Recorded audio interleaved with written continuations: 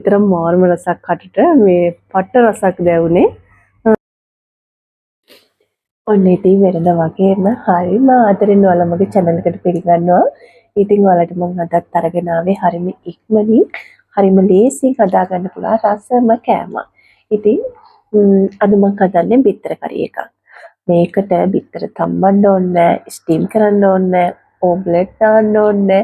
ඒ කිසිම දෙයක් නැතුව හරිම රසට විනාඩි 10කටත් වඩා අඩු පුංචි කාලයකදී අපිට මේක හදාගන්න පුළුවන්. අපිට මේකට බිත්තර උමනා කරනවා. මම ගත්තා මෙතනදී බිත්තර ගෙඩි 5ක්. ඉතින් ඔයාගේ ගෙදර ඉන්න ප්‍රමාණය අනුව ඔයාට බිත්තර ගන්න පුළුවන්. ඒ වගේම අපිට මෙතනදී උමනා කරනවා ලූණු.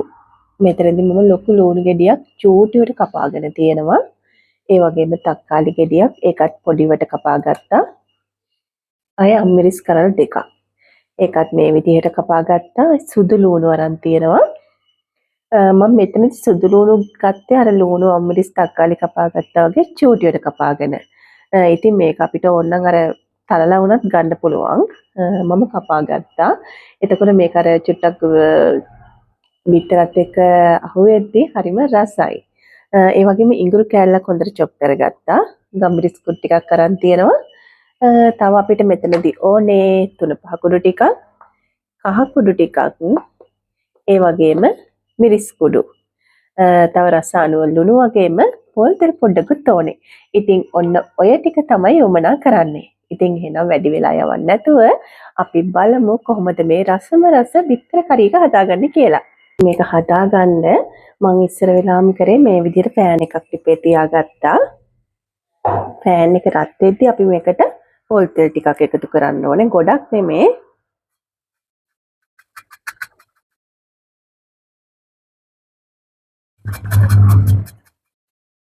මෙන්න මේ ප්‍රමාණය වගේ සාමාන්‍ය මේසෙන්දක් විතර වගේ ඔන්නම එකතු කරා. ඊට පස්සේ ඉතින් අපිට තියෙන්නේ මේක චුට්ටක් රත් වෙන්න අරින්න ඕනේ. ඉතින් මේක රත් වෙද්දී අපි ඉස්සර වෙලාම මේකට එකතු කරනවා සුදු ලූණු ටික.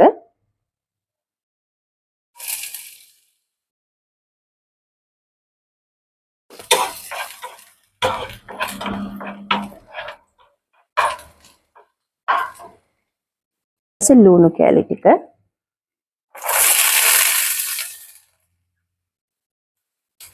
අම මිරිස් ටික. ළඟට තක්කාලි. ඊට පස්සේ අපි එකතු කරනවා මෙන්න මේ විදිහට තලාගත්ත ඉඟුරු ටික.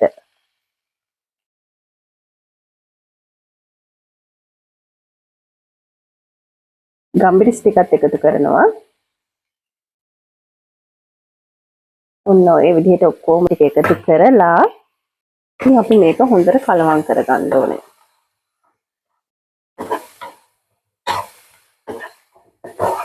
ඊට පස්සේ අපි මේකට ලුණු එකතු කරගන්නවා.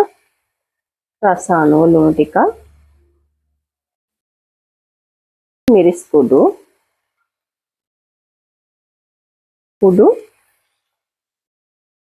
3-5 කුඩු. ඉතින් ඔය ටිකත් එකතු කරලා හොඳට කලවම් කරගන්නවා. ඉතින් අපි මේක හොඳට මේ බැදෙන්න දෙන්න ඕනේ. අර තක්කාලි ටික එහෙම හොඳට අර පොඩි වෙන ගානට වගේ හොඳට බැදෙනකන් හැඳි ගගා මේ ලිපේ තියාගන්න ඕනේ. ඉතින් විනාඩි 1කමාරක් විතර මම මෙන්න මේ විදිහට අර හොඳට තෙල් ගතිය මේ වේලෙනකන් මේක මේ හොඳට බැදගත්තා. ඊට පස්සේ අපි මේකට එකතු කරනවා වතුර. එල් වතුර. ඔයාට ඕන ප්‍රමාණයට ඉස්ම හොඳට දාගන්න පුළුවන්. ඉතින් මේක හොඳට නටනකම් ලිපේ තියාගන්න ඕනේ. ඉතින් මේ වෙනකොට අපේ බිත්තර ග්‍රේවි එක බිත්තර පොද හැදෙන ගමන්. ඉතින් දැන් අපි බිත්තර ටික කඩා ගන්න ඕනේ. බිත්තර හැබැයි එකපාරටම කඩලා අපේ ග්‍රේවි එකට දාගන්න හොඳ නෑ. මොකද බැරි වෙලාවක් හරි එක බිත්තරයක් හරි සවුත් වෙලා තිබ්බොත් අපිට මේ මුළු කරි එක මහක් කරන්න වෙනවා. ඒ හින්දා අපි බිත්තරේ වෙනම භාජනයකට මෙන්න වගේ පොඩි බෝල් එකකට වගේ කඩාගෙන තමයි දාගන්නේ. ඒ වගේ මේ කරි එක හදද්දී විශේෂම දේ තමයි බිත්තරේ කහ මදේ සුදු මදේ අර කලවම් වෙන විදිහට බිත්තරේ කඩා ගන්න හොඳ නැහැ. ඉතින් එහෙනම් බලමුකෝ. ඉතින් අපි බිත්තරේ බෝල් එකකට මෙන්න මේ විදිහට. හරි පරිස්සමට දෙක මුහු වෙන්නේ නැති විදිහට කඩා ගන්න ඕනේ. ඉතින් අපි මේක එකින් එක කඩාගෙන තමයි අපි හදන ග්‍රේවි එකට දාගන්නේ. ඉතින් ඔන්න ඔයාලට දැන් පේනවාද මේක අර හොඳට මේ අර ඉස්මෙ හිඳිලා හොඳ ග්‍රේවි කතියට ඇවිල්ලා තියෙන්නේ. ඉතින් දැන් අපිට පුළුවන් මේකට අපි අර එකතු කරගත්ත කඩාගත්ත බිත්තර ටික එකතු කරන්න. ඊට කලින් තිබ්බට වඩා ලිප චුට්ටක් අඩු කරගන්න ඕනේ. ඔන්න මම ලිපේ ගින්දරත් අඩු කරගෙන මේ විදිහට බිත්තර ටික එකතු කරනවා.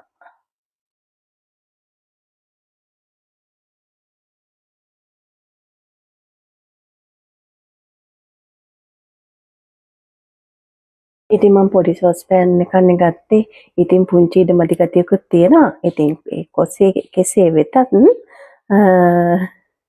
ඉරගලා මිරිකලා හරි ඔන්න ඔය විදිහට කොහොම හරි බිත්තර පහම මම දාගත්තා.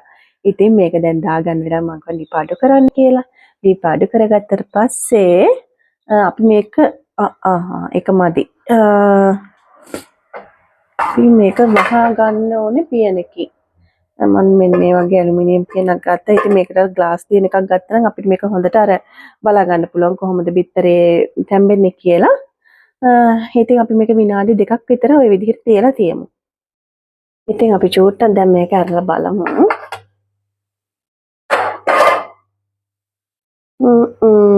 ඔයාලට පේනවා දැන් උඩ හොඳට ඇති. මේක දැන් හොඳට හැදිලා තියෙන්නේ.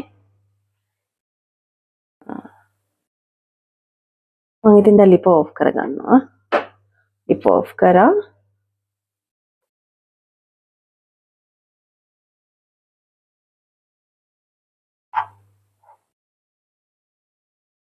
ඉතින් ඔයාලට වෙන වෙනම හරි මෙන්න මේ ඔය විදිහට කෑලි ගන්නත් පුළුවන්. හොඳට කලවම් කරලා හැමත් පුළුවන්. ඉතින් මේක මාර්ම රසයි. ඉතින් වෙනස්ම විදිහක් මේ සාමාන්‍යයෙන් අපි පිටතර තම්බලා ඔම්ලට් කරලා එහෙම නැත්නම් අර ස්ටීම් කරලා කරි එක හදනවා. ඉතින් මේ විදිහ කොටම වඩා වෙනස් විදිහක්. ඉතින් හරිම ලේසි.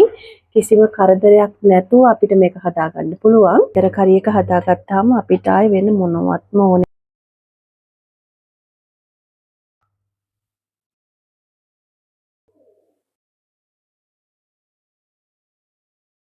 ඉතින් ඔන්න අපි දැන් බිත්තර කරි එක අපේ හදාගෙන ඉවරයි. අපි චුට්ටක් කාල් බලමු. ඉතින් මම මෙන්න මේ විදිහට බෙදාගත්තා. නිකන් අර තනියට වගේ ලුණු කෑල්ලකුත් තියාගත්තා. බලමු කොහොමද රස කියලා.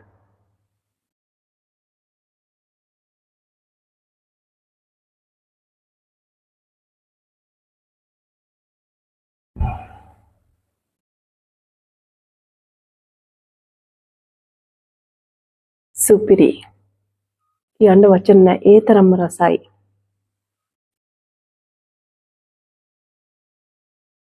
ගෑවුණු තැන කන්න පුළුවන්.